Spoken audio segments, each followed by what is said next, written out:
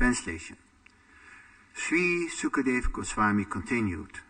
Thereafter, the spiritual master Sukacharya, being inspired by the Supreme Lord, cursed his exalted disciple Bali Maharaj, who was so magnanimous and fixed in truthfulness that instead of respecting his spiritual master's instructions, he wanted to disobey his order. Purport by Srila Prabhupada. The difference between the behavior of Bali Maharaj and that of his spiritual master, Sukracharya, was that Bali Maharaj had already developed love of Godhead, whereas Sukracharya, being merely a priest of routine rituals, had not. Thus, Sukracharya was never inspired by the Supreme Personality of Godhead to develop in devotional service, as stated by the Lord himself in Bhagavad Gita. Tesham satata yuktanam. No, I want to hear the rest. Bhajatam priti purvakam. I wanted you to finish it off. Okay. Dadami buddhi yogam tam yena mamupayanti te. To those who are constantly devoted and worship me with love, I give the understanding by which they can come to me. Devotees who actually engage in devotional service with faith and love are inspired by the Supreme Personality of Godhead. Vaishnavas are never concerned with ritualistic smarta brahmanas. Srila Sanatana Goswami has therefore compiled Hari Bhakti Vilas to guide the Vaishnavas who never follow the smarta vidhi. Although the Supreme Lord is situated in the core of everyone's heart, unless one is a Vaishnava and unless one is engaged in devotional service, one does not get sound advice by which to return home back to Godhead. Such instructions are meant only for devotees. Therefore, in this verse, the word Daiva Prahita, being inspired by the Supreme Lord, is important. Sukacharya should have encouraged Bali Maharaj to give everything to Lord Vishnu. This would have been a sign of great love for the Supreme Lord, but he did not do so. On the contrary, he wanted to punish his devoted disciple by cursing him. Jai. Can everyone move up a little to the middle, because my neck hurts. I have to look at you a little. Okay. Om Gyanti Marandasya Gyanam Jana Salakya Chakshur Militam Yena Tasmai Sri Guruvena Mashichita Yamanubistam Stapita Yena Putri Swayot Ramayanam Vedatishvam Vedatikam. Hare Krishna. The little note that was given to me, I misread it because normally I don't prepare my class. And this time I prepared my class, but I prepared a different class. So, being inspired by the Supreme Lord, I forgot, I misread it. So this is very interesting. Well, I will repeat the translation again. Thereafter, the spiritual master, Sukacharya, being inspired by the Supreme Lord. So, in these different pastimes, like for instance, when the Kumaras, they were also inspired to curse the gatekeepers. So, things happen sometimes because the Lord wanted to happen. And why does he want it to happen? To show something, to make a point. And it here is said in the purport,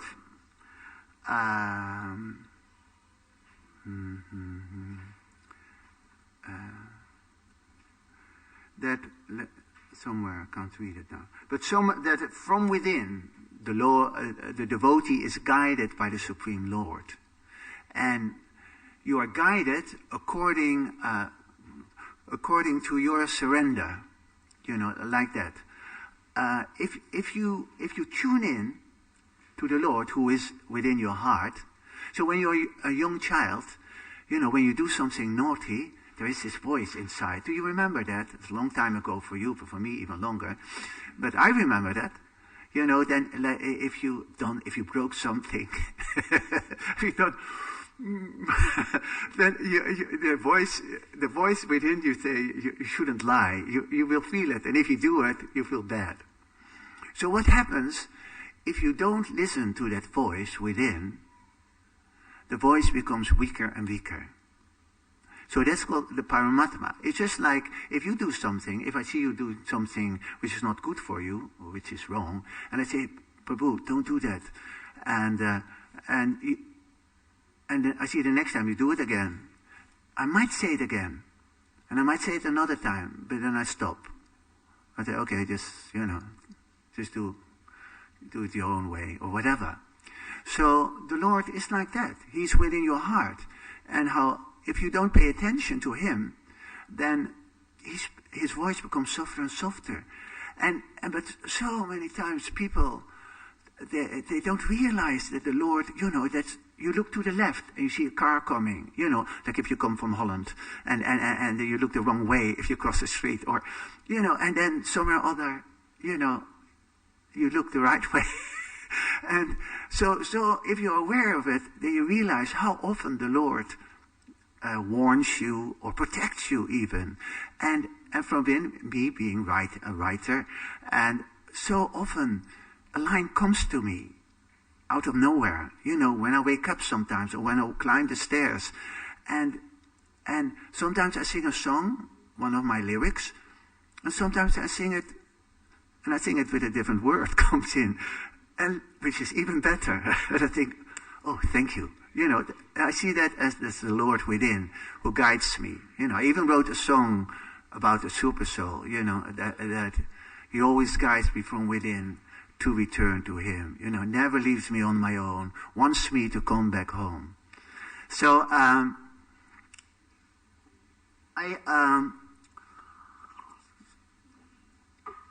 so by the Lord's instructions, or from within, the guidance, so Shukracharya, he cursed his disciple.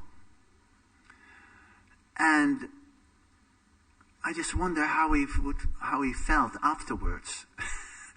After he'd done it, if he felt remorse, or, like how bad remorse he felt, or he was, I don't care.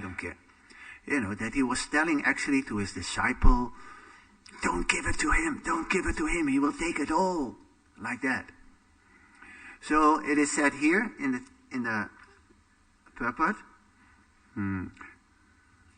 so devotees who are actually engaged in devotional service with faith and love are inspired by the Supreme Personality of Godhead. And it is whether you are cooking or whether you're doing book distribution.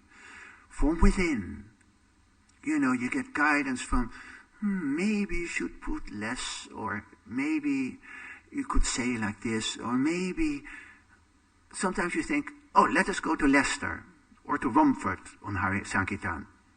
Where does that idea come from? Sometimes it comes from the Lord because he wants you to go to Romford, because on the street on Romford at 10 o'clock or 11 o'clock, someone will get out of his house. And who does he bump into? Who does he supposed to bump into? A devotee. So they thought of you, where shall I go today? Ilford. So sometimes it is you, sometimes it's the Lord. And someone is waiting for you.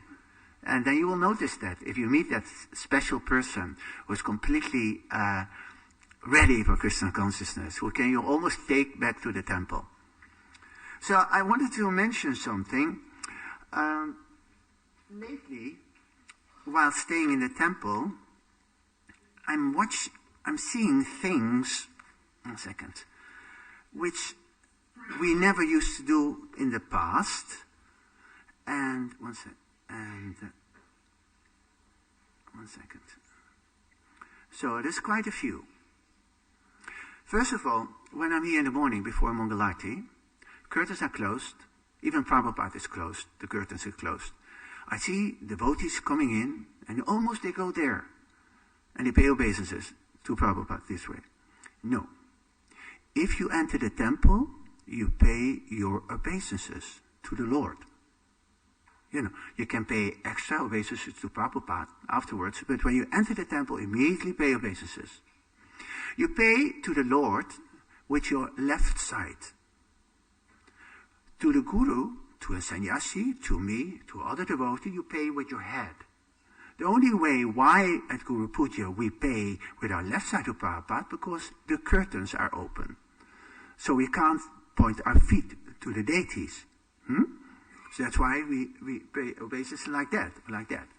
But when the curtains are closed, for instance, in Prabhupada, the curtains are open, then you can pay just obeisances like that to Prabhupada. So also, when I'm sitting in Prabhupada's room, I see devotees, they come in, they go all the way to his desk and pay obeisances with his left side. No, when you go in Prabhupada's room, you pay your obeisances. Yeah? Can you please remind everyone else and the bhaktas, whoever the bhakta leader, he's not here. But, I see all the new generations doing that. Another thing. I see during Aarti, many devotees with the hands in the back during Tulsi Aarti, even with the hands in the pockets, or leaning against the wall even, during Mongol Aarti. When you're in the temple room, you have to be respectful. If you listen to a tape of Prabhupada, he often says, sit properly. And then devotees are sitting like this. In a temple, you shouldn't be comfortable. You should be comfortable. You can sit against the wall, but not like that, or with your legs like this, especially pointing to, because the legs stretch. When you point your legs to someone, it's an offense. So what to speak if you point it to the deities or to Prabhupada. But in generally, that's why in the temple you sit like that, even if it hurts. If it hurts like this, then you just move your legs like that. But you know that. But sometimes guests come in and do like that. But please don't put your hands in the back. Respectful, like this, or like this, or like that. Whatever. So, next one. When I see devotees during Guru Puja, they offer flower petals, and there's a picture of someone who's deceased or sick. And that is request, please bless them. You don't offer puja to them by offering petals. It's actually an offense, because the only one you offer flower petals is to Prabhupada. What you do then is you take a few petals, Mahaprasad of Prabhupada, and you offer it to that picture of those who is deceased or who's sick. Then they get a blessing. But don't offer fresh flower. That's not at all done. Please tell new devotees also. Yeah? Talking in a temple room, especially after the class. When I'm in Amsterdam, I'm watching the class, and afterwards, whole conversations, especially if it's not about Krishna. Don't talk in front of the deities. Standing when the curtains open for greeting of the deities, there should always be a clear, Prabhupada's vision should have a clear vision on the deities. So no one should stand in front of him. Also during Mongol Aarti, that's why I said this morning, move to the side a little.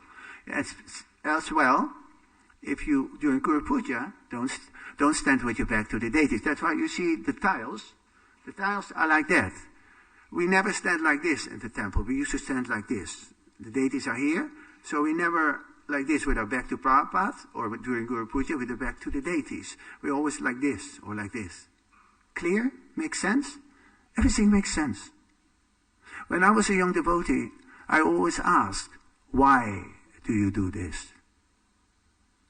And sometimes I didn't understand. But then I asked why. Because it's not, many are just, you copy things, but you have to know the realization why you do something.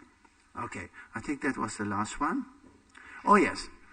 Then during Guru Puja, first of all, during the greeting of the deities, the CD, which we used to sing, the song, was half the size. Because there are many devotees. They prolonged it, so it's a longer version. But the point is, when the Guru Puja starts, everyone should have taken Charnamrita. And everyone, when the conch shell blows, everyone should face Prabhupada, not the deities anymore. And then afterwards, when we sing Sri Krishna Chaitanya, we go back to the deities. And then we dance in front of the deities. So, please, this is a good opportunity for devotees to serve other devotees, serving Charnamrita.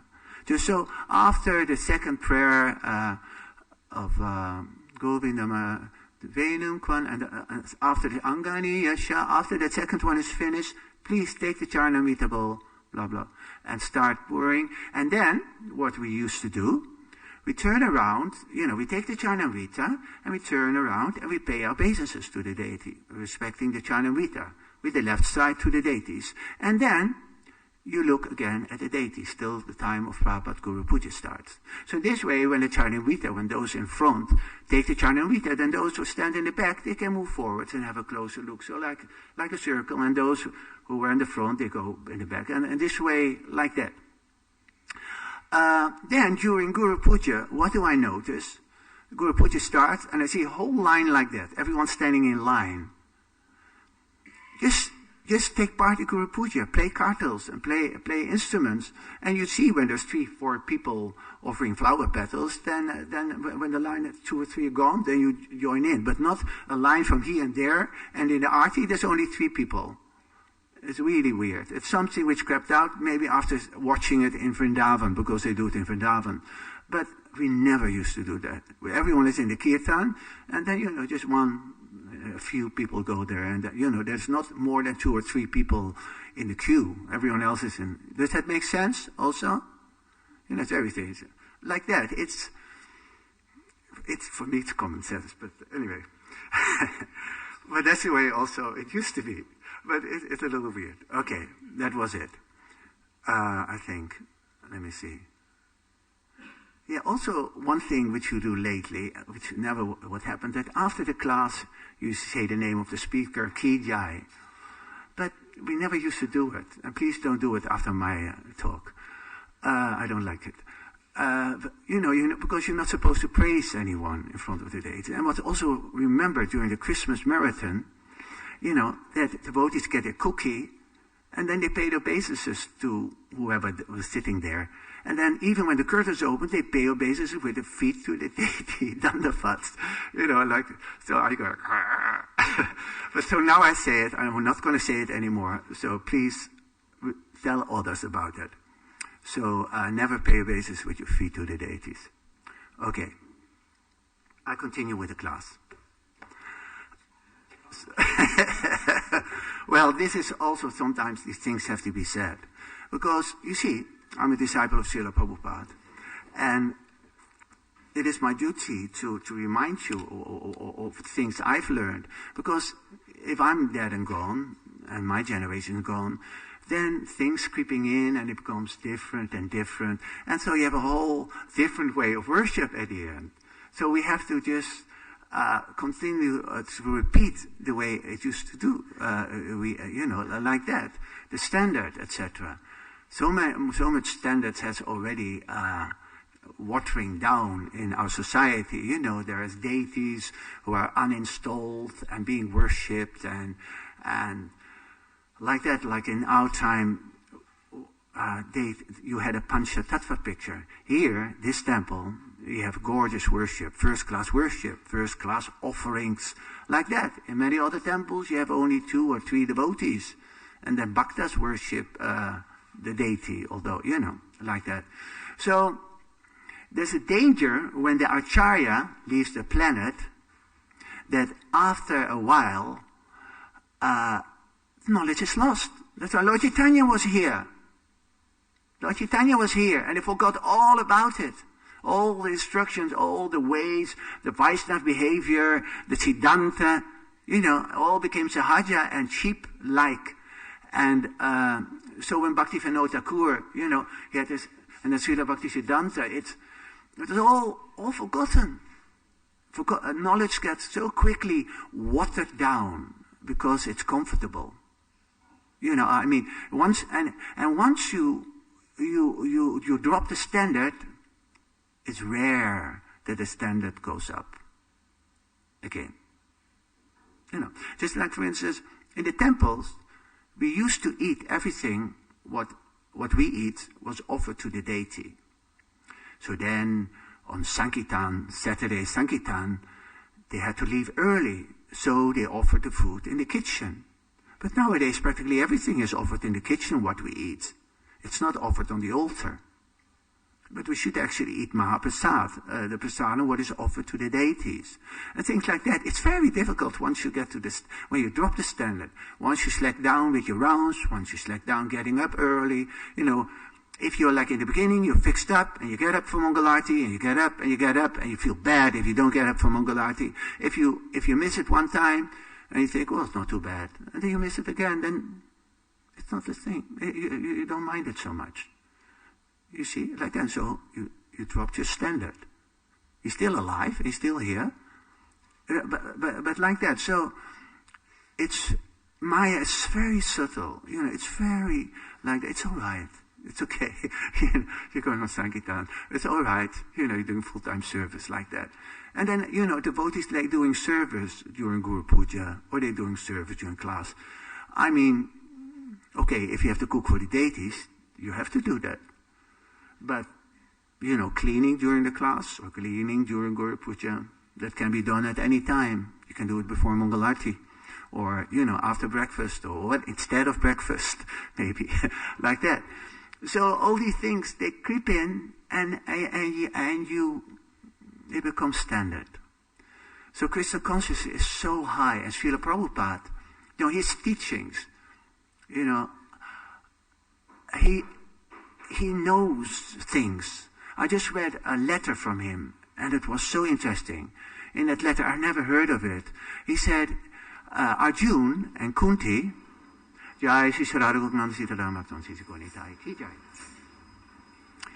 that letter, he said, Kunti and Arjun, they are eternally here in the material world with the pastimes of the Lord. And wherever the Lord is, they are there.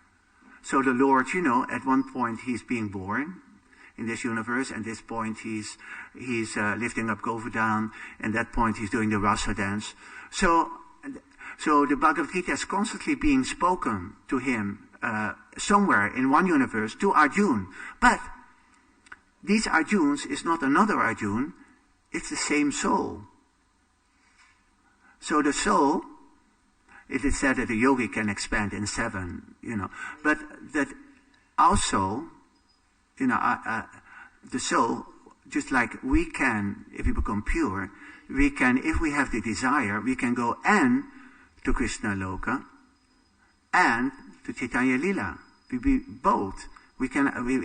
Somewhere or other the soul can do amazing things. You see? And so I read this letter, I never read it. So that actually, they never go to the spiritual world, Arjun and Kunti. They are eternally in the spiritual world with Krishna in the material world. Wherever Krishna is, the spiritual world for his devotees, isn't it? So like that. So, and all this knowledge, I feel so often so fortunate that I've received this topmost knowledge, this highest knowledge of who I am, what my soul is, who God is, and how I can come back. Like that. And step by step, how to get back to Godhead. First, develop faith, like that. Then all these steps in that lovely small book about, what's the story? What book is it called? I'm going to bring it next time. And see all the steps from Shraddha, Prema, up till Prema, like that. And I forgot. And so that you can see where you're at and what is the next step. So spiritual life, it's like water. If water, like water in a pond, and there's no new water coming in, water in a puddle, it becomes stagnant and start to smell. Have you ever found a bucket where some clothes were in a brahmachari who blooped, and you found his clothes in the bucket after a year? You go, that water is very, So spiritual life, if you don't increase your trying to chant better rounds, trying to be more humble, trying to be purer, like that, and then you're on the same platform, and then often it goes downhill then. it has to move. It has to move. It has to grow, spiritual life. You have to be every day is a challenge. Every hour, every minute is a choice between serving Krishna or Maya. Like that. And so, when you're young devotee, you do everything. You do a particular service. So when you get older, you have a certain inclination and for working in the field, or preaching, or working in the kitchen, or on the deity department, and you can express that to the authorities. Because if you are engaged in your natural, what's the word? Yes, in natural nature, then when you wake up, you go, what shall I do? I'm going to do this, or today. And when you go to bed, getting up tomorrow to do that. You see, now you get up, and so imagine you get up in the morning. Imagine this morning you got up, or didn't get up, or you got up and went back to sleep again. So then your mind goes, too tired. That's your mind. So there's the intelligence, and your intelligence go, wake up, it's good for you. Or you're super soul. And wake up, your mind, I'm tired. So you can do two things. You can listen to your mind and go back to sleep again. And you can fight against the mind and your mind. No, I want to get up. I have to get up. I feel better. I feel better, much better after that. And then you get up and you still, but then after you've taken a shower, you're fresh, and you change your rounds like that. You can take rest any time a day. But you can wake up early in the morning. Rest, you can always take rest after breakfast or like this or whatever, or go back early from Sankirtan, or go later on Sankirtan. First of all, you have to save yourself. And then take care of the others. If you don't, what's the use of saving others, and if you're not really fixed up and fired up to save them? You have to beam it out. That they come to you. Hey, what's the book you have here? You look so happy. What's up, man? Like that. You should beam something out. And the beaming should be because you're, it's so nice, Krishna consciousness. Hi, Paul. Hello. Hi, Krishna. Good morning. Would you like a book? Like that. You should be happy and be bliss out. So you're in a bubble of bliss. And then people automatically, they will come to you rather than, I have to go and suck it on him.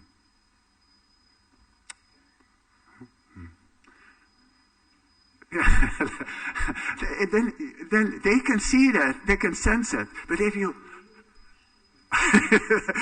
they also, enthusiasm. Enthusiasm is the most important thing to be, to become rich, to become a big materialist, and to become pure, and to become, like that, to make spiritual advancement. First of all, be enthusiastic. Be happy that you're alive. Be happy that you're a devotee. And that is another day. To go to Mangalarti is so nice. Like that, so peaceful to the mind. And you feel so good afterwards. So that you have to remember in the morning. I don't know how you wake up with an alarm clock or something like that. Or if you hear the noise of someone else waking up. I don't have an alarm clock. I hear something. Someone stamping outside, maybe the pujari who wakes up the deities, or sometimes this morning it was 1 o'clock. I thought, no, that's a little too early.